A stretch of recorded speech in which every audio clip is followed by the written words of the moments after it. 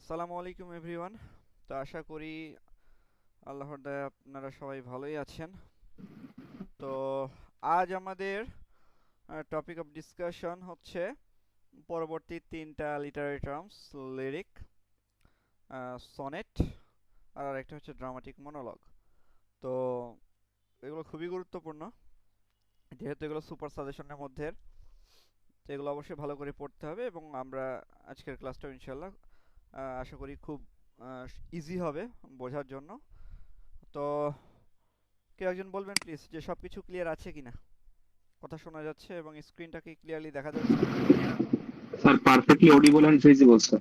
আচ্ছা, thank you so much. Yes, sir, perfectly, sir. Okay, Audible and visible, both are clear. Okay, okay, okay, thank you. Okay, তো চলেন আমরা শুরু করি, হ্যাঁ। তো আমাদের আজকে সর্বপ্রথম আমরা পড়বো হচ্ছে লিরিক। হ্যাঁ, লিরিক এটা অনেকবার আসছে, দেখতে পাচ্ছেন আপনারা। তো ইনশাল্লাহ সামনের বারের জন্য এটা খুবই খুবই খুবই গুরুত্বপূর্ণ। তো লিরিক আসলে বিষয়টা কি? হ্যাঁ, লিরিক মানে হচ্ছে ছন্দের মিল। এটাই একটু বাংলায় আলোচনা করে নিই, তারপর ইনশাল্লাহ আমরা পড়বো। এটা মূলত ছন্দের মিল থাকবে, হ্যাঁ। একটা সোজা কথায় বলতে গেলে মানে মিউজিক্যালিটি থাকবে। লাইন যেমন হচ্ছে প্রথম লাইনে দেখা যাচ্ছে থাকলো আমি, পরের লাইনে থাকলো হচ্ছে শেষের দিকে গিয়ে তুমি, এরকম। হুম তো এইভাবে কি হবে, আপনার হচ্ছে ছন্দের একটা মিল থাকবে, হ্যাঁ। এবং এই কবিতাগুলো মানে বিভিন্ন ক্যাটাগরি হতে পারে। আপনার হচ্ছে ইলিজি হতে পারে, তারপরে ওড হতে পারে, হাইকুস হতে পারে। হাইকু হচ্ছে এক ধরনের 3 লাইনের কবিতা, এটা জাপানিজ অরিজিন, মানে জাপানের এক ধরনের 3 লাইনের কবিতা, হ্যাঁ। তো এগুলোকে হাইকু বলা হয়। তো এরকম যে কবিতা হতে পারে, হ্যাঁ। তো এগুলো আপনারা যদি একটু নেটে সার্চ করেন, মাঝে মধ্যে দেখবেন কিছু কবিতার মানে লেখা থাকে পোয়েট্রি ফাউন্ডেশনে, ওইখানে তো সব কবিতা দেওয়া থাকে lyric by WB. yeats, lyric by William Wordsworth, এরকম লেখা থাকে, হ্যাঁ।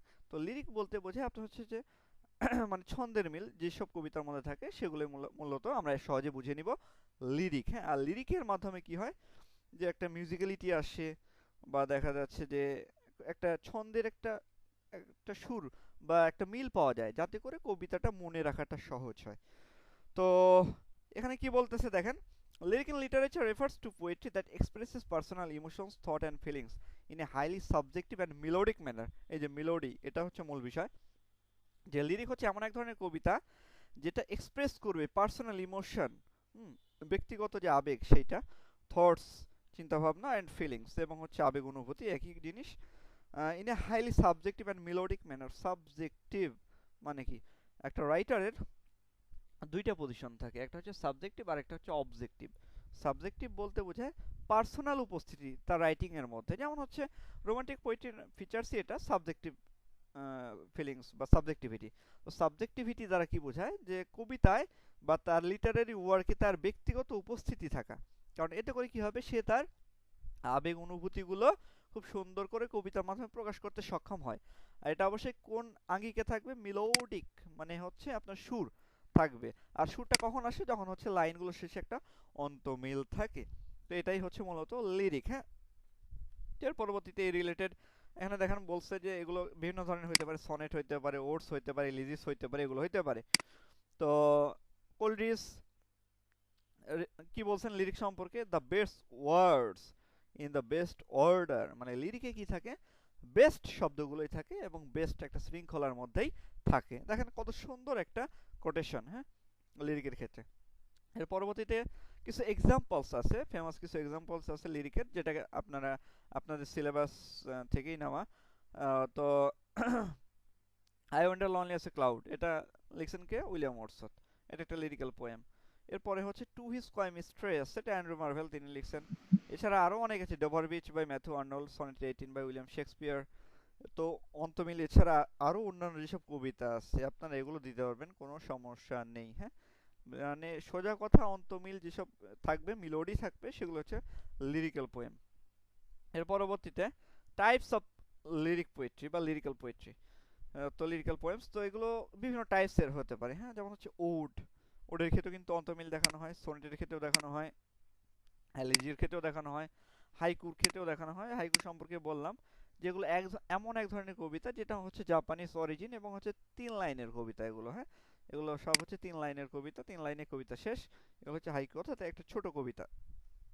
এর পরবর্তীতে ক্যারেক্টারিস্টিক্স অফ লিরিক, লিরিকের কিছু বৈশিষ্ট্য আছে। লিরিকের অনেক বৈশিষ্ট্য আছে। এখানে কি কি দেওয়া আছে? এক্সপ্রেশন অফ পার্সোনাল ফিলিংস, মানে ব্যক্তিগত যে আবেগ বা অনুভূতি এটাকে প্রকাশ করা।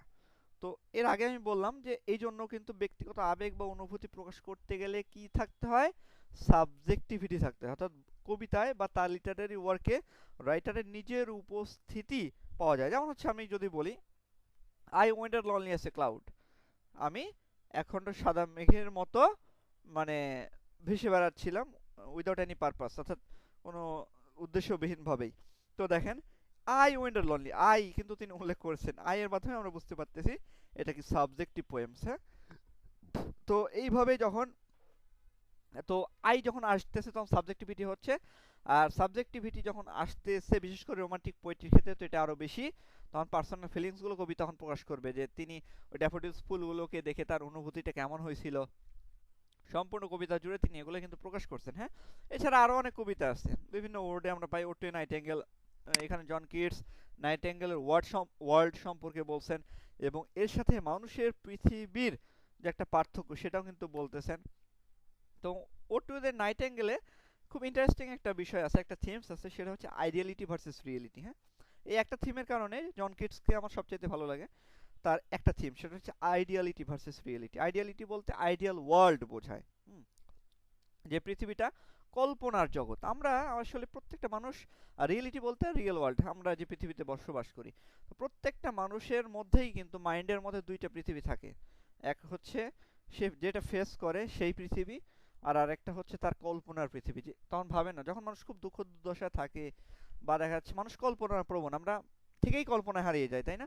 যে আজকে যদি এই জিনিসগুলো আমার সাথে হইতো, আজকের দিনটা যদি এইভাবে যাইতো, আমি যদি এটা পাইতাম, এগুলো কি? এগুলো হচ্ছে আইডিয়াল থিঙ্কিং, আমাদের যে কল্পনার যে জগৎ সেইটা। তো কল্পনার জগতে আমরা প্রত্যেকে সুখী, কিন্তু বাস্তবের যে জীবনটায় এটা কি আসলেই কি আমরা সুখী? অবশ্যই না। কারো যদি 5 তলা বাড়ি থাকে সে চিন্তা করে এটাকে কিভাবে 10 তলা করা যায়। কারো যদি 5টা বাড়ি থাকে সে কল্পনা করতেছে যে আমার আরো বাড়ি লাগবে, এগুলো লাগবে। তো যে খেতে পায় না তার কাছে এটার অভাব যে আমার খাবার লাগবে, সেটা যেই হোক। আর যার কাছে খাবার আছে সে ভাবে আজকে এটা খেতে ভালো লাগতেছে না, এটা খাবো। তো দেখেন মানুষ চাহিদার তো শেষ নাই। হ্যাঁ, আর জন কিটস এই জিনিসটা সবচেয়ে বেশি ব্যবহার করছেন, যে মানুষের যে কল্পনা, শুধুমাত্র কল্পনাতেই মানুষ সুখী, বাস্তবে কিন্তু একটা মানুষের সুখী না। এর কারণ আছে, কারণ জন কিটসের যদি বায়োগ্রাফি আমরা স্কেচ করি তাহলে দেখতে পাবো তিনি যথেষ্ট পরিমাণে দুঃখ দুর্দশায় তার জীবনটা অতিবাহিত করছেন। তার মা মারা গেছে, তার ভাই মারা গেছে, তারপরে হচ্ছে টিউবারকুলোসিসে তার মা মারা গেল, তারপরে পরবর্তীতে তার যে গার্লফ্রেন্ড ফ্যানি ব্রাউন সেও তাকে ছেড়ে চলে গেল, অ্যাট লাস্ট তিনিও মাত্র 26 বছর বয়সে মারা গেলেন। জাস্ট ইমাজিন, এত মানে সুন্দর একটা ট্যালেন্টেড পারসন জন কিটস, যে মাত্র 26 বছর বয়সে তিনি ইন্ডিমিয়ন, হাইপেরিয়ন এগুলোর মতো বিখ্যাত বিখ্যাত কবিতা লিখে গেছেন। ওট্টু নাইটেঙ্গেল, ওট্টু দ্য গ্রিসিয়ান আর্ন, তো এরকম ওট্টু মিলানকোলি কত সুন্দর সুন্দর কবিতা আমাদের উপহার দিয়ে গেছেন। হ্যাঁ, তো এই যে মানে পার্সোনাল ফিলিংস গুলো, হ্যাঁ, এটা লিরিক্যাল প্রত্যেকটা কবিতার মধ্যেই কিন্তু থাকবে। আর জন কিটসের সাথে কিন্তু বাঙালি একজন কবিতার কে মানে তুলনা করা হয়। কে সে কে সে কবিটা কে জানেন কেউ? Anyone? Who is the Bengali poet? Sukanta Bhattacharya. Yes yes yes, Sukanta Bhattacharya. কারণ এরা দুজনেই হচ্ছে ক্ষণজন্মা, অল্প কয়েকদিন বেঁচেছেন মাত্র। আচ্ছা ঠিক আছে, ধন্যবাদ। আচ্ছা, তো দেখেন এই যে পার্সোনাল যে ফিলিংস গুলো, আবেগ অনুভূতি গুলো, এগুলো কিন্তু লিরিক্যাল পোয়েট্রিতে থাকে, বা লিরিক্যাল পোয়েট্রির অন্যতম একটা ফিচার্স। যেমন হচ্ছে জন কিটস এই যে কবিতায় বলছে, ode to nightingale thou was not born for death immortal bird, মৃত্যু হওয়ার জন্য বা মারা যাওয়ার জন্য তোমার জন্ম হয় নাই, তুমি হচ্ছে ইমমর্টাল। তুমি হচ্ছে ইমমর্টাল। আদৌ কি তাই? না, সেও মারা যাবে, বাট তার যে পৃথিবীটা আসলে জন কিটস আইডিয়ালিটি, সে তো আইডিয়াল ওয়ার্ল্ডে চলে গেছে। সে কল্পনা করতেছে যে নাইটেঙ্গেলের পৃথিবীতে কোনো দুঃখ নেই, কোনো দুর্দশা নেই, কোনো রোগ নেই, কোনো শোক নেই, প্রিয়জন হারানোর, স্বজন হারানোর বেদনা আর কি, সেটাও নেই। তারপরে হচ্ছে মানে রিজেকশন এই জিনিসটাও নেই, কেউ ছেড়ে চলে যায়নি, তেমন হচ্ছে তার গার্লফ্রেন্ড তাকে ছেড়ে চলে গিয়েছিল, কিন্তু এই যে এই নাইটিঙ্গেল কি করে, সে মনের সুখে গান গায়, পাতার আড়ালে ডালের মধ্যে বসে থেকে আরামে গান গায় এবং হচ্ছে উড়ে বেড়ায়, এখান থেকে ওখানে, এখান থেকে ওখানে উড়ে বেড়ায়, অর্থাৎ তাকে মুক্ত এবং স্বাধীন হিসেবে উপস্থাপন করা হয়েছে। আসলে কিন্তু মানুষের জীবনটা কনফাইন্ড, নানা রকম দুঃখ দুর্দশা পরিপূর্ণ। এই জন্য জন কিটস তাকে ইমমর্টাল বলছে, যে মানুষের সাথে যদি কম্পেয়ার করা যায় সরি, তাহলে সে অনেকটা ভালো আছে। এর পরবর্তীতে রিদম অ্যান্ড মিটার। তো রিদম অ্যান্ড মিটার, রিদমের বিষয়টা হচ্ছে রাইম আর রিদমের মধ্যে একটু পার্থক্য আছে। রিদমটা হচ্ছে একটা লাইনের মধ্যে একটা মিউজিক্যাল একটা ফ্লো থাকবে, মানে লাইনের মধ্যে একটা মিউজিক্যালিটি থাকবে, হ্যাঁ, যে একদম অন্তমিল শেষে গিয়ে যে একটা মিল আছে এই বিষয়টা এমন না, বরং হচ্ছে twinkle twinkle little star how I wonder what you are, star আর এখানে কিন্তু রাইমটা থাকতেছে। আর রিদমের ক্ষেত্রে আপনার হচ্ছে যে কোনো একটা লাইনের মধ্যে মোটামুটি মানে ওই লাইনটার মধ্যেই একটা মিউজিক্যালিটি থাকবে, যেটা মনে হবে যে না এটা মানে একটা মিউজিক্যাল ফ্লো দিচ্ছে, যেটা কিনা রিপিটেশন বিশেষ করে বেশি থাকে, দেখা যাচ্ছে কোনো একটা সাউন্ডের রিপিটেশনটা একটু বেশি থাকে, আচ্ছা এফ বা এস এরকম একটা সাউন্ড দিয়ে একটু বেশি বেশি থাকে ওই এক লাইনের মধ্যে, হ্যাঁ, এখানে যে শেষে অন্তমিল থাকতে হবে এমন না। এই হচ্ছে রিদমের যে বিষয়টা। আর মিটারের বিষয়টা হচ্ছে এই কবিতাগুলো ম্যাক্সিমাম আপনার হচ্ছে আয়াম্বিক পেন্টামিটার ফলো করে, হ্যাঁ, আয়াম্বিক পেন্টামিটারটা আপনার হচ্ছে যে এটা এখানে সবচাইতে বেশি ফলো করে। তো পেন্টামিটার বিষয়টা হচ্ছে একটা 10টা সিলেবল থাকবে এবং আপনার ওইখানে হচ্ছে একটা আনস্ট্রেসড সিলেবল, স্ট্রেসড সিলেবলকে ফলো করে লেখা হবে, হ্যাঁ, এই হচ্ছে মিটারের বিষয়টা আয়াম্বিক পেন্টামিটার। এর পরবর্তীতে ফিগারেটিভ ল্যাঙ্গুয়েজ। তো ফিগারেটিভ ল্যাঙ্গুয়েজ বলতে ফিগারস অফ স্পিচগুলোর যে ব্যবহার সেগুলো থাকবে মোটামুটি, সিমিলি, মেটাফোর, তারপরে হচ্ছে আপনার ইমাজারি, এগুলোর ব্যবহার সবচেয়ে বেশি পরিমাণে থাকবে, যাতে করে এগুলো রিডার্সদের মনে ডিপ যে একটা থিঙ্কিং এটা যেন নিয়ে আসে, পাশাপাশি এগুলো যেন মনে থাকে, মেমোরেবিলিটি যাকে বলে এটা যেন থাকে। তো এই বিষয়গুলো লিরিক্যাল পোয়েট্রিতে কিন্তু থাকবে, কারণ যে কবিতাগুলো লিরিক্যাল আমরা কিন্তু ছোটবেলা থেকে এগুলো যে টুইঙ্কেল টুইঙ্কেল লিটল স্টার আমরা যদি এটাই বলি, তো এগুলো কিন্তু আমরা ছোটবেলা থেকে পড়ে আসছি, বাট এগুলো আমাদের কেন মনে আছে, কারণ এটা আমাদের মানে লিরিক্যাল, এই যে লিরিক শেষের যে ছন্দমিল এইরকম কবিতাগুলোই আমাদের কিন্তু সবচাইতে বেশি পড়ানো হয়েছে ছোটবেলায়। যেগুলো কবিতা ছন্দমিল ছিল না ওগুলো কবিতা আমাদের ওইরকম মনেও নাই, বাট যেগুলো ছন্দমিল আছে সেগুলো ছোটবেলায় পড়ে আসছি, বাট এখনো কিন্তু মনে আছে, হ্যাঁ, এই হচ্ছে বিষয়। এর পরবর্তীতে সাবজেক্টিভিটি বা সাবজেক্টিভ ফিলিংস বলতে পারেন। তো কবিতার ক্ষেত্রে, লিরিক্যাল কবিতাগুলোর ক্ষেত্রে ভাইয়া আমি একটু লেট করে জয়েন করেছি, তো কোন টপিকটা পড়ানো হচ্ছে যদি একটু বলতেন। আচ্ছা, এটা লিটারি টার্মস পড়ানো হচ্ছে এবং লিরিক পড়ানো হচ্ছে, হ্যাঁ, আচ্ছা ঠিক আছে। আচ্ছা। এর পরবর্তীতে দেখেন হচ্ছে সাবজেক্টিভিটি, যাকে সাবজেক্টিভ ফিলিংসও বলা হয়, হ্যাঁ। তো সাবজেক্টিভিটি বলতে বোঝায় কি, কবিতায় বা লিটারারি ওয়ার্কে বক্তার বা কবির বা রাইটারের ব্যক্তিগত উপস্থিতি। তো এই লিরিক কবিতাগুলোতে এগুলো অবশ্যই থাকে, এবং আপনাদের এর আগেও বলছি যে কবিতাগুলো লিরিক সেগুলোতে কিন্তু এই সাবজেক্টিভিটি কিন্তু থাকবেই, কারণ ওখানে কি করে রাইটাররা নিজেদের যে অনুভূতি, আবেগ, অনুভূতি, অভিজ্ঞতা সবকিছুই কিন্তু শেয়ার করে অডিয়েন্সের সামনে, যেমন হচ্ছে উইলিয়াম ওর্ডসওয়ার্থ, তারপর হচ্ছে এস.টি. কোলরিজ, তারা কিন্তু রোমান্টিক কবি, হ্যাঁ। তো রোমান্টিক কবিরা কিন্তু এই সাবজেক্টিভিটি এই জিনিসটাকে কিন্তু সবচেয়ে বেশি দেখাইছে। আচ্ছা, এর পরবর্তীতে কনসাইসনেস। তো কনসাইসনেস বলতে কি বোঝায়, যে কনসাইসনেস বলতে মানে ব্রিফ, মানে ছোট। লিরিক্যাল কবিতাগুলো মানে লেন্থের দিক দিয়ে একটু ছোট হবে, মানে খুবই লম্বা কবিতা যদি হয়ে যায় তাহলে সেটা তো ইপিকের পর্যায়ে চলে যাবে। তো লিরিক্যাল কবিতাগুলো ওই জন্য ইপিক না, মক ইপিকও না, তার থেকে একটু ছোট হয়, মানে আকৃতিতে বা সাইজে।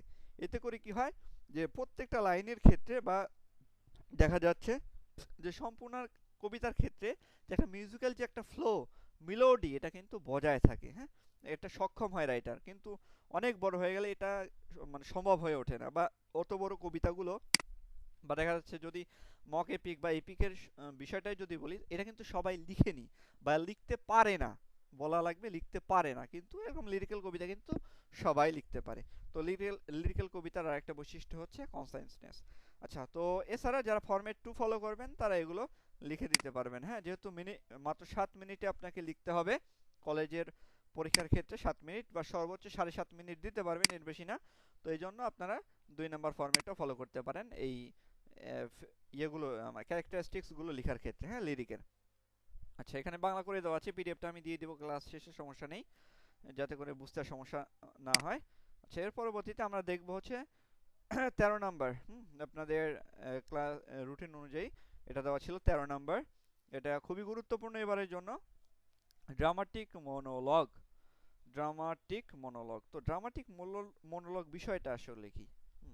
মনো মিন্স সিঙ্গেল, মনো মিন্স সিঙ্গেল, আর লগ বলতে আপনার হচ্ছে যে স্পিকার, মানে সিঙ্গেল স্পিকার। সোজা কথা, আপনার এই যে ড্রামাটিক মনোলগে, এটা মূলত ড্রামার মতো করে, এটাকে কেন ড্রামাটিক মনোলগ বলা হয়? এখন প্রশ্ন হচ্ছে এটাকে কেন ড্রামাটিক মনোলগ বলা হয়? ড্রামাটিক মনোলগ বলার কারণ হচ্ছে সম্পূর্ণ গল্পটাই, এগুলো কিন্তু এক ধরনের কবিতা, হ্যাঁ, কিন্তু এদেরকে নাম দেওয়া হয়েছে ড্রামাটিক মনোলগ। এখানে কেন ড্রামাটিক মনোলগ এর নাম দেওয়া হয়েছে? কারণ হচ্ছে সম্পূর্ণ কবিতা ড্রামার মতো করেই মানে বর্ণনা করা হয়, এবং ড্রামার ক্ষেত্রে যেমন অন্যান্য চরিত্র থাকে, এখানেও থাকে অন্যান্য চরিত্র। ড্রামার ক্ষেত্রে দেখা যায় কি, যে কোনো একটা স্টোরির উপরে বেসড হয়, তো এখানে একটা স্টোরি থাকে একটা। তারপরে হচ্ছে ড্রামাটিক মনোলগের কি হয়, সরি, মানে ড্রামার ক্ষেত্রে কি হয়, যে কোনো ক্যারেক্টার ডেভেলপমেন্ট থাকে, যে কোনো বিভিন্ন ক্যারেক্টারকে ডেভেলপ করে, এখানে কিন্তু ওগুলো থাকে। তো মোটামুটি ড্রামাটিক আকারে বা ড্রামাটিক স্টোরির সাথে, ড্রামার যে স্টোরি সেগুলোর সাথে মিল থাকে, যার কারণে এটাকে ড্রামাটিক আর মনোলগ বলা হয়। আর মনোলগ বলতে আপনার সিঙ্গেল স্পিকার, একটা মাত্র স্পিকার থাকবে, আর এখানকার লিসেনার থাকবে হচ্ছে সাইলেন্ট লিসেনার আর লিসেনার্স। তো ড্রামাটিক মনোলগ বিষয়টা কি, সংজ্ঞা যদি আমরা পড়ি তাহলে দেখতে পাবো, dramatic monologue is a form of poetry, মানে এমন এক ধরনের কবিতা, বা এটাও বলতে পারেন dramatic monologue is a literary terms in which a single speaker speaks in front of silent listener or listeners. তো ড্রামাটিক মনোলগে কি হয়, একজন মাত্র স্পিকার থাকে, সে কিন্তু সাইলেন্ট লিসেনার, একজনও হইতে পারে, অনেক লিসেনার্স অর্থাৎ অনেকজনও হইতে পারে, হ্যাঁ। তো একজন স্পিকার কি করবে, সাইলেন্ট লিসেনার অথবা লিসেনার্সদের সামনে নিজের যে ইনার থটস, নিজের মনের যে কথা, নিজের যে মনের আবেগ অনুভূতি, বা নিজের মনের যে সব কথাবার্তা যা কিছু আছে সব কিছু সে প্রকাশ করে, হ্যাঁ। এই হচ্ছে ড্রামাটিক মনোলগ। আচ্ছা, তো ড্রামাটিক মনোলগ সম্পর্কে দেখেন, ক্যামব্রিজ ডিকশনারি একটা সুন্দর একটা আপনার হচ্ছে যে ইয়ে আছে, ডেফিনিশন আছে, সেটা হচ্ছে a poem written as if someone is speaking.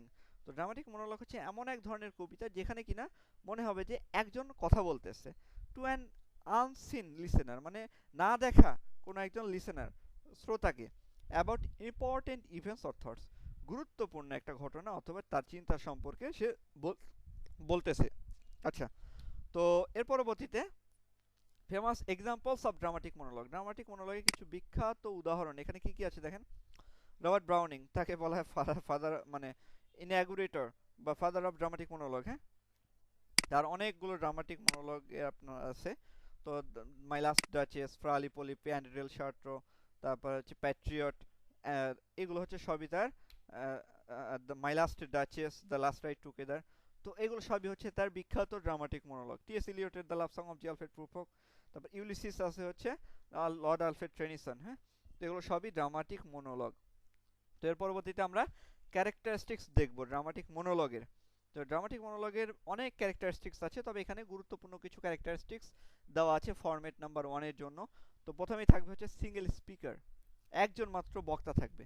তো ড্রামাটিক মনোলগে একজন মাত্রই বক্তা থাকে, যে কিনা সে তার মনের আবেগ, ইনার থটস, হ্যাঁ। এবারের ভাইবার প্রশ্ন আছে, এটা প্রশ্ন করছিল একটা স্যার যে হোয়াট ইজ ড্রামাটিক, ভাইয়া, হ্যাঁ বলেন। Rime of the ancient mariner, এটাও তো dramatic monologue. Rime of the ancient mariner, এটা ড্রামাটিক মনোলগ কেমনে? ওখানে ওই যে নাবিকের কাহিনীটা, একটা ওয়েডিং পার্টিতে একজন বলে, মানে কাহিনীটা বর্ণনা করে কিছু মানুষের কাছে, তখন তো মানে যাদেরকে বলে, যারা লিসেনার থাকে, তাদের তো ওখানে পরিচয় দেয়া হয় না। আচ্ছা আচ্ছা, ঠিক আছে। এখানে আরেকটা বিষয় আছে, হ্যাঁ, এটা একদিক দিয়ে ড্রামাটিক মনোলগ হবে, সমস্যা নেই, হবে। তবে এখানে ভাই এখানে ভাইয়া স্পিকার তো এখানে বলেন, অ্যাকচুয়ালি স্পিকার তো ওখানে অনেকেই থাকে, মানে নট অনলি দ্য এখানে পোয়েট, তো ওখানে শুধুমাত্র একা কথা বলে না, ঠিক আছে, এখানে ও- ও- আহ, আরো অনেকেই তো থাকে। না, এটা একটু সমস্যা আছে, সেটা হচ্ছে এখানকার ধরেন মানে আরো অনেক ক্যারেক্টার্স আছে যারা কিনা মানে ওই স্টোরির মধ্যে কথাটা বলে, যেমন হচ্ছে আপনি যদি ডেথ লাইফ ইন ডেথ ওদের যে গেমটা ডাইস গেম খেলে, তারা হচ্ছে স্পিকার থাকে। তারপরে হচ্ছে আপনার ওই যে প্রিস্ট আছে, মাঝি আসলো সে, এরা কিন্তু মোটামুটি সবাই ওখানে নিজের যে থটস জি ভাইয়া, শুধুমাত্র এটাই। ওরাও কিন্তু প্রকাশ করে। তো শুধুমাত্র যে অ্যানশাইন্ট মেইনার যে তার নিজের যে থটসটা প্রকাশ করলো, বিষয়টা এমন না, ওরাও কিন্তু খেলতেছে বা ওদের চিন্তা ভাবনা কিন্তু প্রকাশ করতেছে। তো এই জন্য আমরা বলতে পারি যে এটা একদিক দিয়ে ড্রামাটিক মনোলগের ক্যাটাগরিতে পড়ে না, তবে কাছাকাছি। কাছাকাছি, তবে সম্পূর্ণরূপে পড়ে না। ড্রামাটিক মনোলগে একজন মাত্র ক্যারেক্টারের ইনার থটস প্রকাশ পাবে, একজনের, আর অন্যান্য আর কারো না। ওখানে 200 সেইলর্স তারাও কিছু বলতেছিল, ওগুলোও কিন্তু প্রকাশ পাচ্ছে। বাট এখানে শুধুমাত্র একজনের থাকবে, এবং সেটা হচ্ছে ওই বক্তা নিজেই, অন্য কারো না। কিন্তু এখানে রাইম অফ দ্য এনশিয়েন্ট মেইনারে আরো অনেকে থাকে, হ্যাঁ। তো ওই জন্য আর মুসানের ইউলিসিসটা তো ড্রামাটিক মনোলগ হ্যাঁ, মনে হয়, তাই না? হ্যাঁ, টেনিসন ইউলিসিস ড্রামাটিক মনোলগ, এটা অবশ্যই ড্রামাটিক মনোলগ। আচ্ছা, তো এর পরবর্তীতে চলেন আমরা এর ফিচার্সগুলো দেখি। Single speaker, single speaker. আচ্ছা, তো সিঙ্গেল স্পিকার বিষয়টা কি? আপনার হচ্ছে যে ড্রামাটিক মনোলগে যে ফিচার্সে সেখানে সবচেয়ে গুরুত্বপূর্ণ যে বিষয়টা ফিচার্স, সেটা হচ্ছে সিঙ্গেল স্পিকার। এখানে একজন মাত্র স্পিকার থাকবে, আর কোনো স্পিকার থাকবে না। সেই একজন স্পিকার তার নিজের যে ইনার থটস, নিজের যে ফিলিংস, নিজের যে আবেগ অনুভূতি, সেইটা মূলত প্রকাশ করবে। অন্য কারো আবেগ অনুভূতি সে প্রকাশ করবে না, সোজা কথা তার নিজের কথা। সরি। আচ্ছা, তো সে মূলত নিজের ভেতরে যা কিছু আছে সেগুলো সে প্রকাশ করবে, এক কথায় উগলায় ফেলবে আর কি, তার শ্রোতাদের কাছে বা শ্রোতার কাছে। অন্য কারো কথা বলবে না, অন্য কারো বিষয়গুলো সে আনবে না, এই হচ্ছে বিষয়।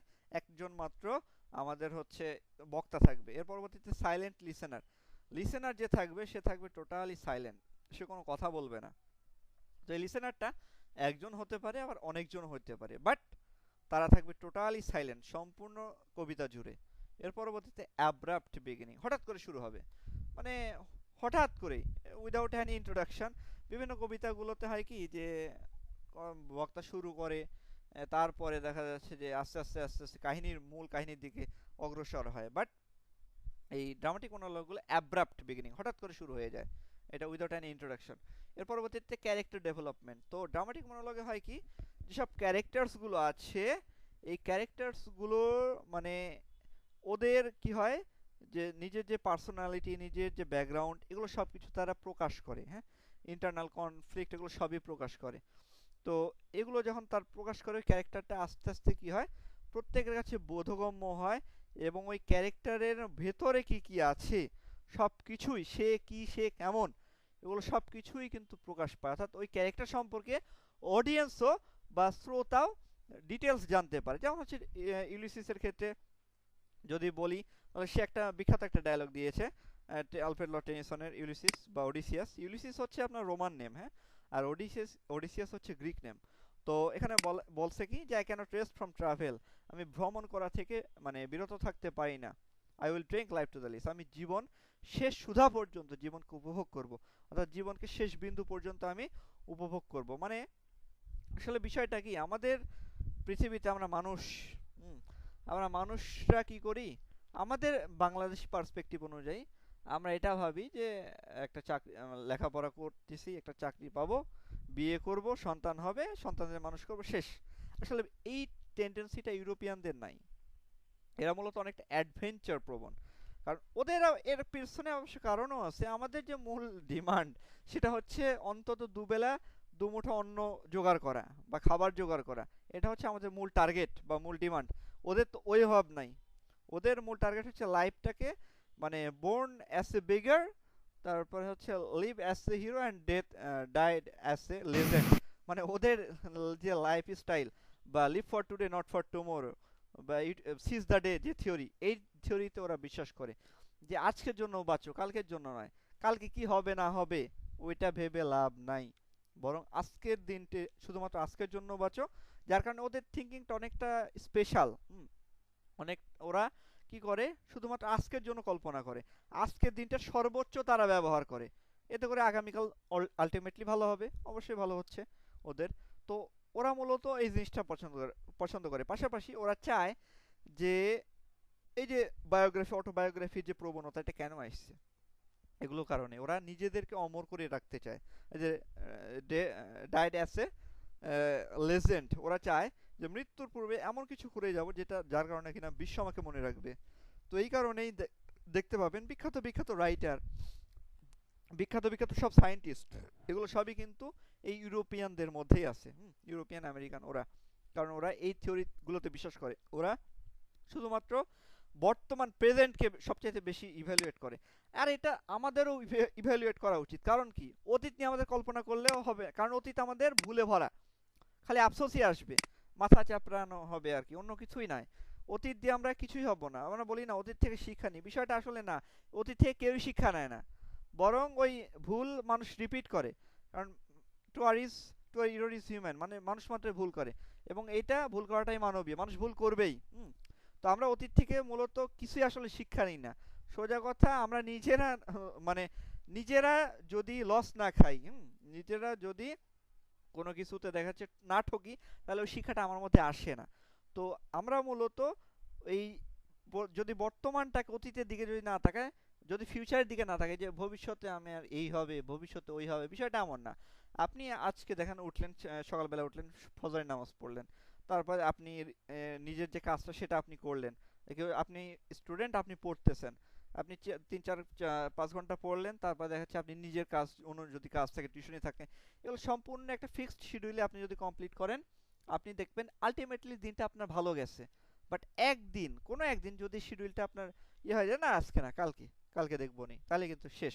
অর্থাৎ ইউটিলাইজ প্রেজেন্ট ডে, বর্তমান সময়টাকে, আজকের দিনটাকে সর্বোচ্চ ব্যবহার করেন, আগামী অবশ্যই ভালো হয়ে যাবে 100%। আর এই থিওরিতে ওরা বিশ্বাস করার কারণে আজকে ওরা এত আগায় গেছে। আর আরেকটা বিষয়, সেটা হচ্ছে আমাদের, ওরা এগিয়ে যাওয়ার পিছনে আরেকটা কারণ, সেটা হচ্ছে যে ওদের মানে এই যে ভিক্টোরিয়ান যুগে এসে সায়েন্স ভার্সেস রিলিজিয়নের যে একটা কনফ্লিক্ট, এটা মূলত বেঁধে গিয়েছিল। পরবর্তীতে ওরা এই জিনিসটাকে কম্প্রোমাইজ করে, যে সায়েন্সের মতো সায়েন্স থাকুক, রিলিজিয়নের মতো রিলিজিয়ন থাকুক, যারা ধর্ম মানবে ওইভাবেই মানবে, যারা বিজ্ঞান মানবে ওইভাবেই মানবে। কিন্তু আমাদের এখানে হয় কি, আমরা সবসময় ধর্মটাকে একটু বেশি ভ্যালু দিই, হ্যাঁ, মানে অন্ধভক্ত যাকে বলে, হ্যাঁ, এই জিনিসটা আমরা একটু বেশি ইভ্যালুয়েট করি। আমাদের বিশেষ করে এই জিনিসটা আমাদের ইন্ডিয়ান সাবকন্টিনেন্টে সবচাইতে বেশি। ধর্মীয় জ্ঞান আমাদের কম, বাট ধর্মের প্রতি আবেগটা আমাদের সবচাইতে বেশি, হ্যাঁ। তো এই কারণে আসলে আমরা ওই পরিমাণে আগায় যাইতে পারি না, ওই পরিমাণে মানে থিঙ্ক করতে পারি না। তো দেখেন এদের যে টেন্ডেন্সি, এটা কি বলছে, যে I can't rest from travel, I will drink life to the lees. আমি ভ্রমণ করা থেকে থাকতে পারি না, মানে আমি বিরত থাকতে পারি না, আমি জীবনের শেষ সুধা পর্যন্ত, শেষ বিন্দু পর্যন্ত, জীবন শেষ পর্যন্ত আমি জীবনকে উপভোগ করব।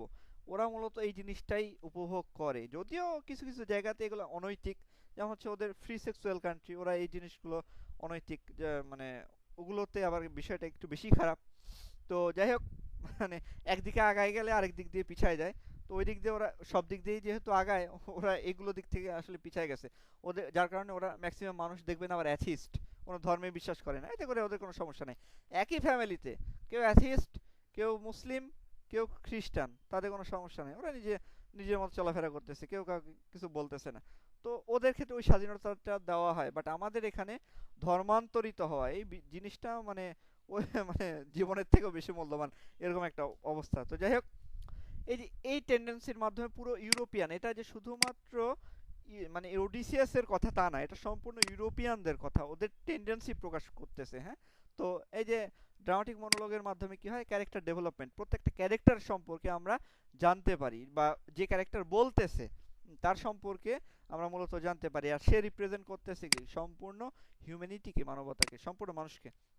ইউজ অফ কলোকুয়াল ল্যাঙ্গুয়েজ মানে হচ্ছে, কলোকুয়াল বলতে আপনার হচ্ছে কনভারসেশনাল ল্যাঙ্গুয়েজ, মানে মনে হবে যে আমাদের যে স্পিকার সে আরেকজনের সাথে মনে হবে যে কথা বলতেছে, হ্যাঁ, তার এমনটাই মনে হয় যে তারা দুজনে হয়তো কথা বলতেছে, একে অন্যের ফিলিংস শেয়ার করতেছে, বা দেখা যাচ্ছে যে লিসেনার সে কিছু না বললেও হয়তো সে বুঝতে পারতেছে যে স্পিকার কি বলতে যাচ্ছে, বা মানে মনে হবে যে তারা দুজন একে অন্যের সাথে কথা বলতেছে, এমনটাই মূলত এই ড্রামাটিক মনোলগের ক্ষেত্রে বলে বা বোঝা যায়। কারণ হচ্ছে যে ওই যে স্পিকার স্পিকার লিসেনারের মনের কথাটাও বা লিসেনার কি বলতে চাচ্ছে মাঝে মধ্যে এই জিনিসটাও তারা মূলত প্রকাশ করে।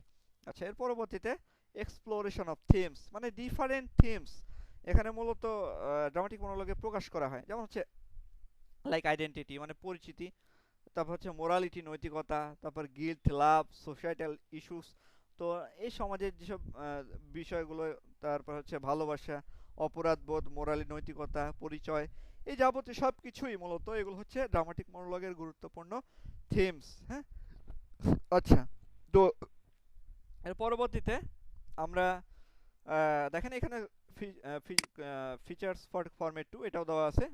তো যাদের ক্ষেত্রে নির্দিষ্ট সময়ের মধ্যে অসম্ভব হবে তারা এই বিষয়টা ফলো করবেন। হ্যাঁ স্যার হ্যাঁ বলেন। স্যার এটা কিভাবে লিখতে হবে? ফিচার্স অফ ফরম্যাট 2 যেটা, সেটা এটা কিভাবে অ্যাড করব? এটা আমি গত ক্লাসেও বলে দিয়েছিলাম সম্ভবত। এটা হচ্ছে নিচে নিচে লিখবেন। হ্যাঁ, যে আপনি এইভাবে লিখবেন না, আপনি হচ্ছে উপরে ক্যারেক্টারিস্টিক্স লিখবেন, এই যে এগুলো ক্যারেক্টারিস্টিক্স অফ ড্রামাটিক মনোলগ লিখে এক লাইন লিখলেন বা দুই লাইন লিখলেন, লিখে তারপরে যে এক নম্বরে সিঙ্গেল স্পিকার, দুই নম্বরে সাইলেন্ট লিসেনার, বা এভাবে লিখতে পারেন যে a dramatic monologue has a single speaker, তারপরে দুই নম্বরে সাইলেন্ট লিসেনার, তিন নম্বরে অ্যাব্রাপ্ট বিগিনিং, বা dramatic monologue starts without any introduction বা স্টার্টস অ্যাব্রাপ্টলি, এভাবে লিখতে পারেন। তারপরে 4 নাম্বার লিখলেন হচ্ছে ক্যারেক্টার ডেভেলপমেন্ট, তারপরে হচ্ছে 5 নাম্বারে লিখলেন হচ্ছে কলোকুয়াল ল্যাঙ্গুয়েজ। এগুলো নিচে নিচে লিখবেন। হ্যাঁ, তাহলে হবে, কোনো সমস্যা নেই। এগুলো মূলত এই যে ওকে এখানে এগুলো দেওয়া আছে। তো আপনাদের মানে যে যেটাতে কমফোর্টেবল, হ্যাঁ, এই জন্য মানে দুইটা অপশনই দেওয়া আছে যে স্যার বইগুলোতে সাধারণত ঢালাও লেখা থাকে, এভাবে কোড করে লেখা থাকে না না না। না, আমাদের আহ, আমাদের বইটাতে এইভাবেই লেখা আছে। আপনি জি বইটা জি, আমার কাছে আছে বই, হ্যাঁ আমি বইটা দেখেছি দেখেন, স্যার। এইভাবেই লেখা আছে, আপনাদের সুবিধার্থে ওইভাবেই দেওয়া আছে। আচ্ছা, দিগদর্শন এবং ফ্রেন্ডস বুক একটু না অন্যরকম। ওগুলোতে পাবেন না আসলে, অতটা অ্যানালাইসিস করে তো আর মানে দেয় না, এটা অনেক সময়ের ব্যাপার।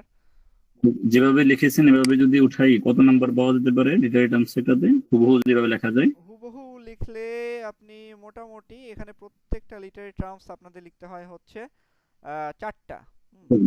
তো জি স্যার। প্রত্যেকটা হচ্ছে 5 করে মার্ক, তো আপনি মোটামুটি 4 করে পাবেন।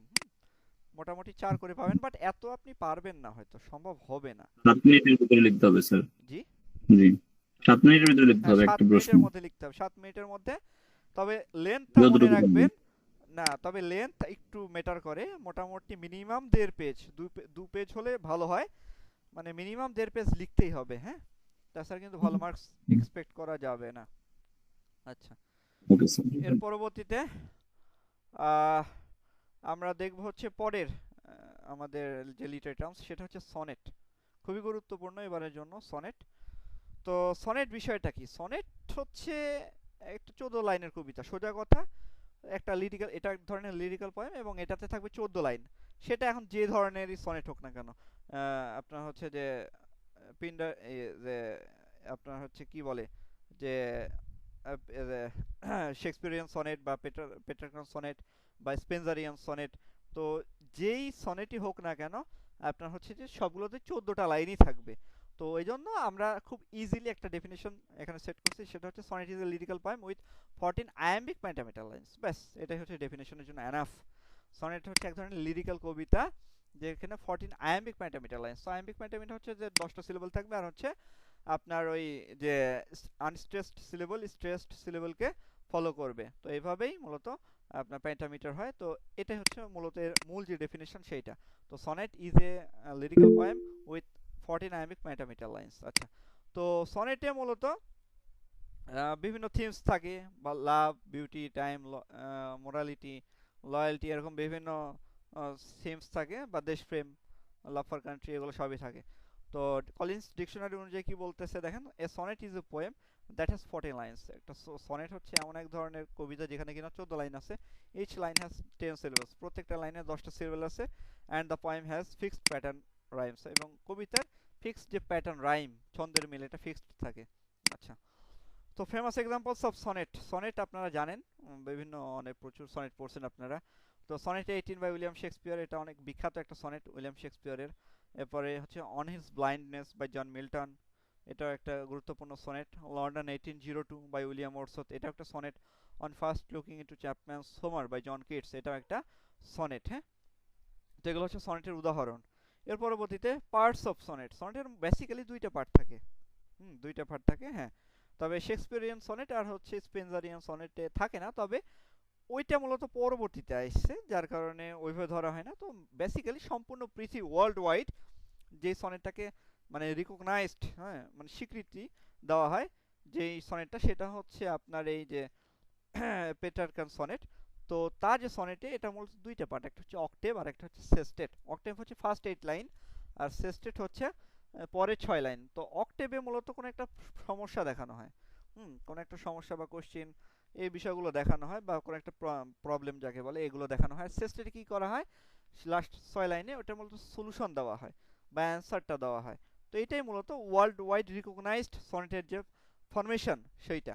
আচ্ছা, আর তো টাইপস অফ সনেটে দেখেন আমরা 3 ধরনের সনেট পাই। তো পেট্রার্কান সনেট, শেক্সপিয়ারিয়ান সনেট আর হচ্ছে স্পেন্সারিয়ান সনেট। হ্যাঁ, তো পেট্রার্কান সনেট হচ্ছে এটাকে ইতালিয়ান সনেট বলা হয়, বা সনেটের ফাদার অফ সনেট যাকে বলা হয় তাকে সে হচ্ছে পেট্রার্ক। তো তার সনেট মূলত দুইটা ভাগে বিভক্ত, সেটা হচ্ছে একটা অক্টেভ আর একটা হচ্ছে সেস্টেট। তো অক্টোবের যে রাইম স্কিম সেটা হবে হচ্ছে এ ডবল বি বা আব্বা আব্বা বলতে পারেন মনে রাখার জন্য। তো আর সেস্টেটের যে রাইম স্কিম এটা একটু আলাদা। হ্যাঁ, সিডি সিডি সিডি কোনো জায়গায় মানে এটা ভ্যারিয়েশন আসতে পারে, কোন জায়গায় সিডিই কোন জায়গায় সিডিই এরকম হতে পারে। হ্যাঁ, সেস্টেটটা একটু আলাদা হইতে পারে, কোনো সমস্যা নেই। আচ্ছা, আর এরপরে দেখবো আমরা হচ্ছে Spenserian sonnet, sorry Shakespearean sonnet. তো এটা হচ্ছে উইলিয়াম শেক্সপিয়র এর হচ্ছে প্রবক্তা, বা এটাকে আবার ইংলিশ সনেটও বলা হয়। তিনি মূলত তিনটা কোয়াট্রাইন্স মানে 4 লাইন, তিনটা কোয়াট্রাইন্স আর হচ্ছে একটা কাউপ্লেট রাখছেন। হ্যাঁ, তিনটা কোয়াট্রাইন্স কি A B C D E F আর শেষে হচ্ছে একটা কাউপ্লেট হচ্ছে জি জি। হ্যাঁ, এটা হচ্ছে উইলিয়াম শেক্সপিয়রের সনেটের রাইম স্কিম। তো আপনারা যদি সনেট 18 দেখেন তাহলে দেখবেন এই ফরম্যাটেই লেখা কিন্তু। হ্যাঁ, এই ফরম্যাটটা ফলো করে কিন্তু লেখা সনেট 18। এছাড়া তার সিরিজ অফ সনেট 154টা যে সনেট আছে, হ্যাঁ, তো সবগুলো কিন্তু এই ফরম্যাটেই লেখা। আচ্ছা, এর পরবর্তীতে স্পেন্সারিয়ান সনেট। তো স্পেন্সার তাকে কি বলা হয়, হোয়াট ইজ হিজ টাইটেল জানেন? Edmund Spencer. স্পেন্সারিয়ান সনেট মূলত এডমান্ড স্পেন্সারের নাম অনুসরণ করে করা হয়েছে। তিনি একজন ইংলিশ কবি। তাকে কি বলা হয়? Poet of poets. হ্যাঁ, পোয়েট অফ পোয়েটস বা পোয়েটস পোয়েট। আর উইলিয়াম শেক্সপিয়রকে বলা হয় হচ্ছে father of English drama, father of English drama বা বার্ড অফ অ্যাভন। আর ফাদার অফ ইংলিশ ট্র্যাজেডি কে, কেউ বলতে পারবেন? Father Christopher Marlowe maybe. হ্যাঁ, Christopher Marlowe, father of English tragedy. আর ফাদার অফ ইংলিশ লিটারেচার বা father of English poetry, Geoffrey Chaucer. হ্যাঁ জিওফ্রি চসার। ঠিক আছে, গুড। Geoffrey Chaucer. হ্যাঁ হ্যাঁ, ঠিক আছে। তো ঠিক আছে, তাকে ফাদার অফ ইংলিশ পোয়েট্রি বা ফাদার অফ ইংলিশ লিটারেচারও বলা হয়। আচ্ছা, তো দেখেন স্পেন্সারিয়ান সনেট। তো এটা মূলত এডমান্ড স্পেন্সার এর হচ্ছে ইনঅ্যাগুরেটর, তিনি মূলত এটা উদ্ভাবন করেন এই রাইম স্কিম ফলো করে। সেটা হচ্ছে তার রাইম স্কিম হবে এমন যে এ বি বিসি সিডি ই, এই ফরম্যাটটা মূলত তিনি ফলো করছেন। তারও ওই উইলিয়াম শেক্সপিয়রের মতোই তিনটা কোয়াট্রাইন্স এবং একটা কাউপ্লেট থাকবে। আচ্ছা, তো এই 3 ধরনের হচ্ছে সনেট। হ্যাঁ, তো আপনারা দেখেন এই যে 3টা আছে, 3টা যদি আপনারা স্যার এখানে এটাকে ডিফাইন করব স্যার? না, দরকার নাই, এত সময় পাবেন না। এই যে এটা যা আছে যথেষ্ট, মানে ও এটা আচ্ছা সময় আচ্ছা, দেওয়া ঠিক হয়েছে, কারণ লিখলে তো প্রচুর লেখা যায়, প্রচুর না না লেখা স্যার, যায়। আমি মানে এই যে আপনাদের তিনটা পার্ট যে স্যার স্পেন্সারিয়ান সনেট, তারপর হচ্ছে শেক্সপিয়ারিয়ান সনেট, এগুলো কি যে ব্যাখ্যা করবেন জাস্ট পয়েন্ট আকারে লিখে দেবো স্যার? এগুলো হালকা লিখতে পারেন, জাস্ট রাইম স্কিমটা যে এখানে আচ্ছা হচ্ছে এরকম, মানে আপনারা সর্বোচ্চ এটুকু আরে লিখবেন। প্যাটার্নটা স্যার, হ্যাঁ, না এটুকু লিখবেন যে যেমন প্যাটার্ন আর পেট্রার্কান সনেট, যেমন হচ্ছে এখানে একটা অক্টেভ থাকে, একটা সেস্টেট থাকে, তারপর রাইম স্কিমটা হচ্ছে এই হয়ে গেল। স্পেন্সারিয়ান সনেটে হচ্ছে আপনার 3টা কোয়াট্রাইন্স থাকে, একটা হচ্ছে কাউপ্লেট থাকে, রাইম স্কিমটা হচ্ছে এই। স্পেন্সারিয়ান সনেটেও এমন, এইভাবে শর্টে দেন তাহলে আপনি 7 মিনিটের মধ্যে শেষ করতে পারবেন, তাছাড়া বেশি বর্ণনা করতে গেলে ওকে স্যার, কঠিন গট হয়ে ইট যাবে। স্যার। আচ্ছা, ঠিক আছে। এর Right, পরবর্তীতে thank you, sir. Characteristics of sonnet. সনেটের যে বৈশিষ্ট্যগুলো সেগুলো কি কি চলেন আমরা দেখি। 14 লাইনস, সর্বপ্রথম এটা 14 লাইন থাকবে, আপনি যেই ফরম্যাটেই যান না কেন এখানে 14টা লাইন কিন্তু থাকবেই। তো এখানে 14টা লাইন অবশ্যই থাকে এবং দেখা যাচ্ছে যে যদি পেটারসন সনেটও হয় সেখানে কিন্তু 14টাই, গুণলে 14টাই হবে। স্পেন্সার শেক্সপিয়ারিয়ানেও 14টাই হবে, স্পেন্সারিয়ানেও 14টাই হবে। তো অর্থাৎ লাইনটা হচ্ছে ফিক্সড, সোজা কথা লাইনটা টোটালি ফিক্সড এবং এর রাইমটাও ফিক্সড। আচ্ছা, এর পরবর্তীতে রাইম স্কিম। তো রাইম স্কিমে কি করে, আয়াম্বিক পেন্টামিটার যেটা সেটা মূলত এটা ফলো করে। হ্যাঁ, আপনার রাইম স্কিম ক্ষেত্রে একটু আলাদা হয়, মানে আপনার হচ্ছে যে মিটারটা আয়াম্বিক পেন্টামিটার ফলো করে। আর রাইম স্কিমের ক্ষেত্রে এক একজনের এক এক রকম, যেমন হচ্ছে আপনি এখানে দিতে পারেন যে ইয়েটা দিয়ে হচ্ছে পেটার্ন সনেট হচ্ছে AB AB sorry A double B A CDC CDC বা সিডি সিডি সিডি এরকম। তারপরে শেক্সপিয়ার হয়তো ফলো করছে A B CD CD F F G D. তারপর স্পেন্সার ফলো করছে এমন যে A B BC CD CD E এমন। তো এভাবে রাইম স্কিমটা আপনি দিয়ে দিবেন, কোনো সমস্যা নেই। মিটার হচ্ছে আয়াম্বিক পেন্টামিটার, সোজা কথা। হ্যাঁ, এটা 10টা সিলেবল থাকে। তো 10টা সিলেবল পেয়ার, 5টা 5 পেয়ারস অর্থাৎ ফিট 5টা থাকে। আর আনস্ট্রেসড স্ট্রেসড সিলেবলকে ফলো করে, এটাই এনাফ। এর পরবর্তীতে আরেকটা গুরুত্বপূর্ণ একটা ফিচার্স হচ্ছে, সেটা হচ্ছে ভল্টা জিনিসটা এমন যে সাপোজ অক্টেভে, এটা মূলত ইয়েতে দেখানো হয়, প্রত্যেক অন্যান্য সনেটেও থাকে, তবে পেটারসন সনেটে সবচেয়ে বেশি দেখানো হয় এমন যে ফার্স্ট অক্টেভে কোনো একটা সমস্যা দেখানো হয় আর সেস্টেটে গিয়ে সমস্যার সলিউশনটা দেখানো হয়। এই যে সাডেন যে শিফট বা একটা যে টার্ন নিল সমস্যা থেকে সমাধানের দিকে, এটাকেই বলা হয় হচ্ছে ভল্টা। অর্থাৎ এই দেখেন মানে কি বলতেছে, shift in points subject or argument, মানে সাবজেক্ট বা আর্গুমেন্ট লজিকের যে একটা শিফট, সাডেন যে একটা টার্ন নিয়ে নিচ্ছে, ইউ টার্ন যে নিয়ে নেওয়া সমস্যা থেকে সমাধানের দিকে, এটাকেই বলা হয় হচ্ছে ভল্টা। ঠিক আছে, তো এই যে এখানে যেমন হচ্ছে ভল্টা যে লাইনটা সেটা দেওয়া আছে, but the eternal summer shall not fade, কিন্তু তোমার যে সামারটা, তার বন্ধুর কথা বলতেছে, তোমার যে সামারটা বা তোমার সৌন্দর্যটা কখনোই এটা সামারের মতো কি হবে না, ফেড হয়ে যাবে না, এটা ক্ষয়ে যাবে না, এমনটা বোঝাচ্ছে। হ্যাঁ, অর্থাৎ তাকে সর্বোৎকৃষ্ট বলে ইয়ে বলতেছে, কি উত্থাপন করতেছে। এরপরে হচ্ছে থিমস। তো থিমসের ক্ষেত্রে এখানে সনেটে বিভিন্ন থিমস থাকতেই পারে, অনেক গুরুত্বপূর্ণ থিমস থাকে, লাভ, প্যাট্রিয়টিজম, বিউটি, টাইম, মোরালিটি, ওই একই জিনিস। আপনার হচ্ছে যে ইয়ার ক্ষেত্রে যেমন পড়লাম, লিরিক্যাল পোয়েট্রির ক্ষেত্রে বা ড্রামাটিক মনোলগের ক্ষেত্রে ওই একই, এখানে থিমস মূলত একটা ইউনিভার্সাল একটা পয়েন্ট, এটা সব জায়গাতেই মোটামুটি দেওয়া যায়। তো এগুলো সবগুলো থিমসের উপরেই আপনার হচ্ছে সনেট লেখা হয়। হ্যাঁ, সনেট যে শুধুমাত্র ভালোবাসা বা দেশপ্রেম এগুলোর উপর যে লেখা হয় তা না, অন্যান্য মোরালিটি অনেক থিমসের উপরে লেখা হয়। ঠিক আছে, তো আর যারা 2 নাম্বার ফিচার্স ফলো করবেন তারা মূলত এগুলো ফলো করতে পারবেন, তাহলেই হয়ে যাবে, কোনো সমস্যা নেই। তো এই ছিল হচ্ছে আজকের 3টা লিটারারি টার্মস। ঠিক আছে, তো এখন বলেন আপনাদের কি কারো কোনো প্রশ্ন আছে আজকের ক্লাসের উপরে, বা কোনো লিটারারি টার্মস কি বুঝতে কি সমস্যা থাকলো? No, sir, all correct, sir. আচ্ছা, Everything is fine, sir. ঠিক আছে, ধন্যবাদ। আর কারো কোনো প্রশ্ন বা স্যার আমরা যে 3টা লিটারারি টার্ম যে লিখে সাবমিট করলাম, ওইটা যদি একটু মূল্যায়ন করতেন তাহলে আমাদের সুবিধা হতো, হ্যাঁ, যে আমরা যেভাবে লিখছি জি। ওটা ঠিক আছে নাকি ওখানে কোনো পরিবর্তন দরকার আছে। আচ্ছা, ওইটা খাতাটা আমি দেখে দিব, আসলে আমার বিষয়টা আউট অফ মাইন্ড চলে গিয়েছিল সারাদিন একটু ব্যস্ততা থাকার কারণে। আমি আগামীকালের মধ্যে দিয়ে দিব, সমস্যা নেই। আপনাদের নেক্সট জি পরীক্ষার স্যার, আগেই তাহলে আমাদের বুঝতে Sir, I সুবিধা have a হবে যে question, আমরা sir. যেটা লিখছি ওটা ঠিক আছে কিনা। ইভ্যালুয়েশন আপনারা পেয়ে যাবেন। জি বলেন। জি জি। স্যার ওই টোটাল মিলে হচ্ছে আপনার বড় কোশ্চেন যেগুলো স্যার, ওগুলো আনুমানিক কতগুলো হতে পারে স্যার? বড় প্রশ্ন বলতে আপনার হিস্ট্রি আর হচ্ছে ইন্ডিভিজুয়াল অথর্স পার্টের। জি স্যার, জি স্যার, জি স্যার। ওখানে আপনাদের আমি মোট মিলাই স্যার মানে কয়টা প্রশ্ন হতে পারে না, মানে বিষয়টা আমি বুঝলাম না। মানে টোটাল ধরেন যে মানে ফাইনালি কতগুলো দেখা গেল 10টা 12টা সংখ্যাটা কেমন হতে পারে স্যার? ও 20টা টোটাল 30টা? আপনাদের কয়টা পড়াবো তাই তো? জি স্যার। আচ্ছা, আপনাদের অলরেডি আমি 11টার উপরে পরীক্ষা নিচ্ছি, এটা ধরে নেন এক্সট্রিম সাজেশন। যে 11টার উপরে জি। পরীক্ষা নিচ্ছি এটা হচ্ছে এক্সট্রিম লেভেলের সাজেশন। আর ওভারঅল মোটামুটি জি স্যার। আপনার হচ্ছে যে দেওয়া আছে সম্ভবত 19টার মতো বা 20টার মতো এরকম। এটা হচ্ছে আপনি এটা করলে কোনো রিস্ক থাকবে না, তবে স্যার 20-25টা পড়লেই অত পড়া লাগে না এখানে। আচ্ছা। মূলত আপনার হিস্ট্রিতে সর্বোচ্চ 5টা, ইন্ডিভিজুয়াল অথরসে সর্বোচ্চ 5টা পড়লেই এনাফ, মানে কমন পাওয়া যায় 100%।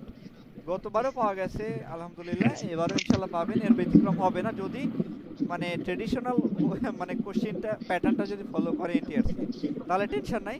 তবে মানে রিস্ক না নিতে চাইলে না, এর বাইরে গিয়ে এই আমি বলবো যে আপনারা যেগুলোর উপরে আমি পরীক্ষা নিছি বা যেগুলো মানে বেশি মানে সুপার সাজেশনে আছে, বিশেষ করে আমাদের বইটাতে 2টা সাজেশন দেওয়া আছে, একটা হচ্ছে সাজেশন আর একটা হচ্ছে সুপার সাজেশন। তো যেগুলো মানে সুপার সাজেশন এগুলো এক্সট্রিম লেভেলের পড়বেন, মানে সর্বোচ্চ ভালো করে পড়বেন। আর যেগুলো এর বাইরে 3 স্টার দেওয়া আছে ওগুলো মোটামুটি একটু করে দেখে যাবেন যাতে করে রিস্ক না থাকে, এই হচ্ছে বিষয়। ঠিক আছে, তবে আশাবাদী। এটা একটা পিডিএফ আকারে যদি দিতেন স্যার আমাদের কাছে, আমার কাছে এটা নাই তো স্যার, কাইন্ডলি যদি সময় হয় স্যার আপনার সুপার সাজেশন বলা একটু কাইন্ডলি। এটার পিডিএফ সম্ভবত আপনাদের ফার্স্ট ক্লাসেই সম্ভবত দেওয়া হয়েছে। আচ্ছা যাই হোক, যদি না পেয়ে থাকেন আচ্ছা একটু দেরিতে জয়েন করা হয়েছে স্যার, তাহলে দিয়ে দিবনি, সমস্যা নেই। তবে আমাদের বইটাতেও আছে কিন্তু, হ্যাঁ, সুন্দর করে গুছিয়ে দেওয়া আছে সাজেশন। আচ্ছা স্যার ঠিক আছে, দেখে নেব স্যার।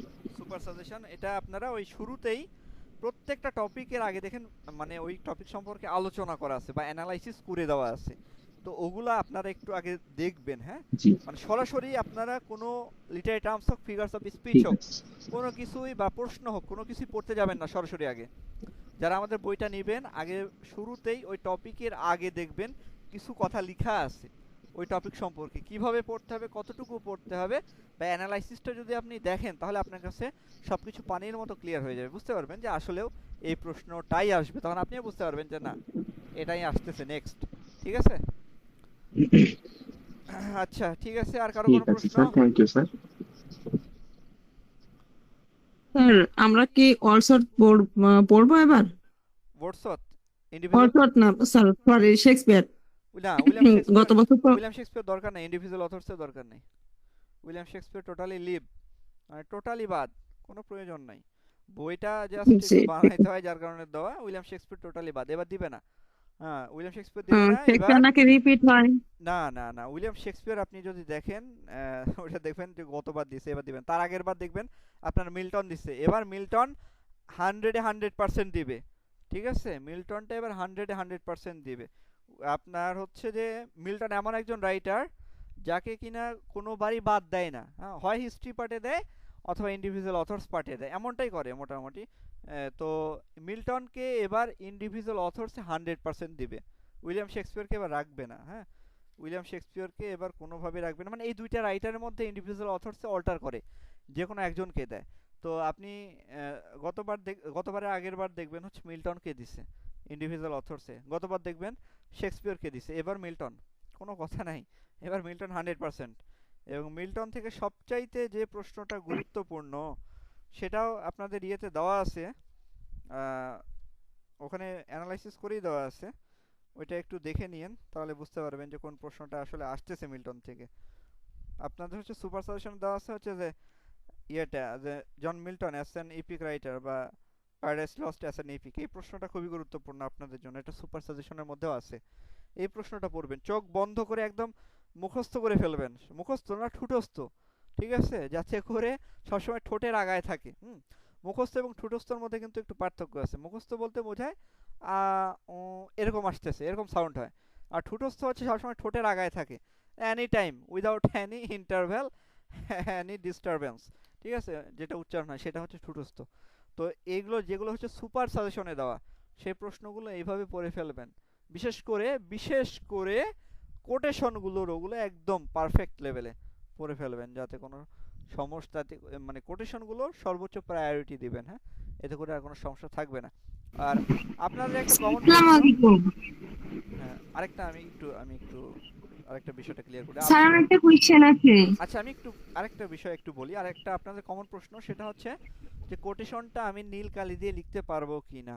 হ্যাঁ, তো নীল কালি দিয়ে লিখতে পারবেন, কোনো সমস্যা নেই, তবে বারবার কলম চেঞ্জ করতে গেলে হয় কি অনেক বিষয় মাথা থেকে মানে ছুটে চলে যায়, এর কারণে সমস্যা হয়। তাছাড়া অন্য কোনো সমস্যা নেই, আপনারা চাইলে নীল কালিও ব্যবহার করতে পারবেন, এটা কোনো সমস্যা নেই। হ্যাঁ আর কোটের সংখ্যা আলাদাই দেওয়া থাকে, আবার নীল কালির প্রয়োজনীয় থাকে, দেখাই যায়, আমরা তো আলাদা করে দেখি তারা। না ঠিক আছে, আমি এই জন্য আপনাদের বলছিলাম যে কোটেশনের উপরে এবং নিচে একটু বেশি করে ফাঁকা দিবেন, তাহলে কোটেশনটা বোঝা যায় জি যে স্যার। হ্যাঁ এটা হচ্ছে কোটেশন। মানে কোটেশনটা যেন হাইলাইট করে, স্যার কোশ্চেনের দিকে তাকালে যেন বুঝতে পারে যে না এটা হচ্ছে কোটেশন, তাহলে এটা ভালো হবে। আর যাদের লেখাটা একটু চাপা চাপা করে লিখেন তাদের ক্ষেত্রে আপনি যদি নীল কালি ব্যবহার করতে চান, মানে যারা নীল কালি ব্যবহার করতে চাচ্ছেন তারা ব্যবহার করতে পারেন, কোনো সমস্যা নেই। অবশ্যই ভালো মার্কস আসবে এবং পাসও করবেন, কোনো সমস্যা নেই। হ্যাঁ তবে এক্ষেত্রে হয় কি একটা সমস্যা হয়, সেটা হচ্ছে বারবার কলম চেঞ্জ করা, এটা অনেক বড় একটা ডিস্টারবেন্স, অনেক সমস্যা। হ্যাঁ এবার বলেন, হ্যাঁ কি কার একটা প্রশ্ন ছিল বলেন। স্যার আমরা কি রিটেনে হচ্ছে ঘড়ি ইউজ করতে পারবো? হ্যাঁ আপনি স্বাভাবিক ঘড়িগুলো নিয়ে যেতে পারেন, কোনো সমস্যা নেই।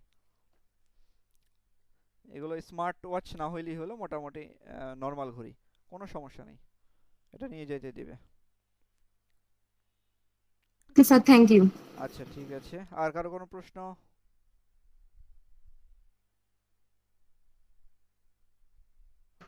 ভাইয়া রিটেনে কি সিরিয়াল ওয়াইজ লিখতে হবে বা সিরিয়াল ব্রেক করলে কি সমস্যা আছে? না কোনো সমস্যা নেই, সিরিয়াল রাখা লাগবে না। আপনার হচ্ছে যে মানে প্রশ্ন অনেকে এমন করে 3 নম্বর থেকে আগে লেখা শুরু করে, মানে লিটারি টার্মস থেকে লেখা শুরু করে, লিখে এগুলো মোটামুটি লিখে ফেলে, তারপরে প্রশ্ন লিখে। কোনো সমস্যা নেই, সিরিয়াল ব্রেক করার কোনো বিষয় না, তবে যেটা লিখবেন ওইটাকে শেষ করবেন। দেখা যাচ্ছে আপনি 3-এর একটা লিখলেন, দেখা যাচ্ছে সনেট আসলো, আপনি সনেট লিখলেন, লিখে 4 নাম্বার চলে গেলেন, এমন করা যাবে না। 3 আর সম্পূর্ণটা লিখবেন, তারপরে 4 নাম্বার, তারপর যদি আপনি 8 নাম্বার লিখতে চান তারপর 8 নাম্বার লিখেন, তারপর যদি আপনি 7 নাম্বার লিখতে চান তারপর 7 নাম্বার লিখেন, সমস্যা নেই। তবে যেইটা লিখবেন ওইটা মানে যে সম্পূর্ণ, পার্টটা ধরবো সেই পার্টটা হ্যাঁ ফুলফিল শেষ ওই করতে হবে। পার্টটা ফুলফিল টোটালি শেষ করবেন, ঠিক আছে? তারপরে অন্য একটা কোশ্চেনে যাবেন, এই হচ্ছে বিষয়। সিরিয়াল ব্রেক করলে কোনো সমস্যা নেই, কোনো সমস্যা হবে না। ঠিক আছে, আর কারো কোনো প্রশ্ন?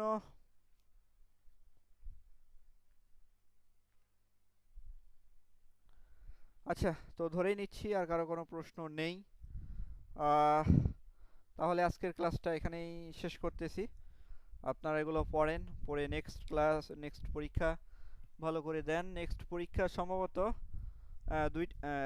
নেক্সট পরীক্ষা 3টা দেওয়া ছিল, আপনারা কি 2টা লিখতে যাচ্ছেন তাই তো? 2টা দিব না 3টা? হ্যাঁ 2টা দেন। 2টা না, তাহলে আপনারা ইয়েটা 2টা করেন, সেটা হচ্ছে সনেটটা তো অবশ্যই লিখবেন, আর ড্রামাটিক মনোলগ, এই 2টাই লিখেন তাহলেই হবে। ড্রামাটিক মনোলগ আর হচ্ছে সনেট, হ্যাঁ এই 2টা লিখবেন। আর আমি লিখে যদিও এক্সাম টপিক আমি লিখে দিবনি, সমস্যা নেই, এক্সাম রিমাইন্ডার তো দেই। তবে আপনারা যারা ক্লাসে আছেন এরা এটা ক্লিয়ারলি বুঝতে পারতেছেন, ড্রামাটিক মনোলগ এবং হচ্ছে সনেট, এই 2টার উপরে আপনারা পরীক্ষা দিবেন। নেক্সট পরীক্ষা সম্ভবত 8 তারিখে। আচ্ছা ঠিক আছে, তো আজকে এই পর্যন্তই রাখতেছি, ইনশাল্লাহ আবারও নেক্সট ক্লাসে দেখা হবে। ততদিন সবাই সুস্থ থাকবেন, ভালো থাকবেন। আসসালামু আলাইকুম, আল্লাহ হাফেজ। আসসালামু আলাইকুম। ওয়ালাইকুম আসসালাম।